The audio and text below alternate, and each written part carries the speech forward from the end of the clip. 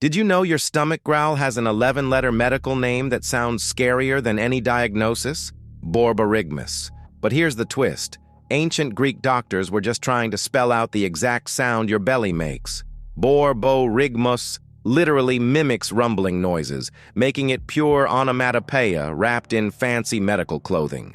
Those Greek physicians 2,500 years ago heard the same digestive symphony we do today and thought, how do we write down that gurgling sound?